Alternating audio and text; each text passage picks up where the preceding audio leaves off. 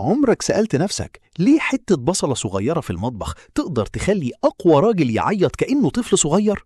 الموضوع مش مجرد دموع، دي رحلة علمية درامية وتصميم رباني معجز بيحصل جوه عينيك.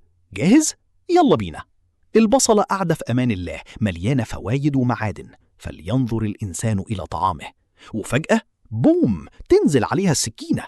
هنا البصلة مش بتستسلم، دي بتعتبر القطع ده هجوم مسلح وقررت تدافع عن نفسها بكل قوتها. والبصلة عندها سلاح كيميائي سري خارق. أول ما السكينة بتقطع الخلايا بتدمرها وبتخلي مادتين يختلطوا ببعض، إنزيمات اسمها حراس البصل مع مركبات كبريتية تانية.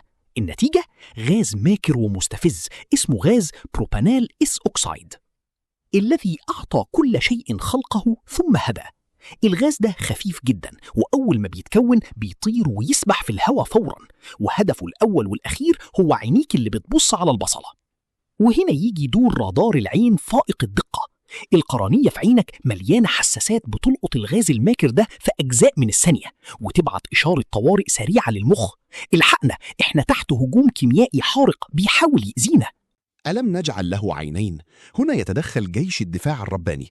المخ بيدي أمر فوري للغدد الدمعية تفرز شلالات مياه فورية.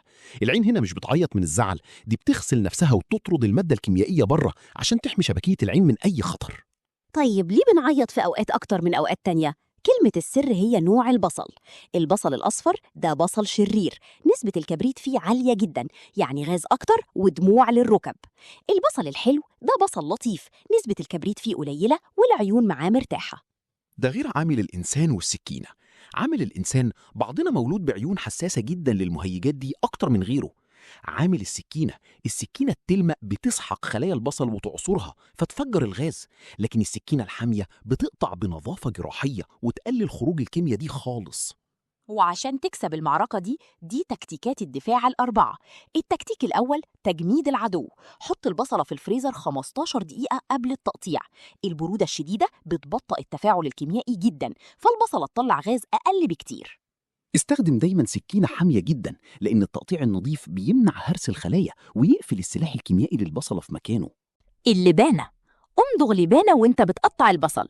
حركة المضغ بتجبرك تتنفس من بقك بدل مناخيرك، وتيار الهواء ده بيشتت الغاز ويبعده تماما عن عينيك.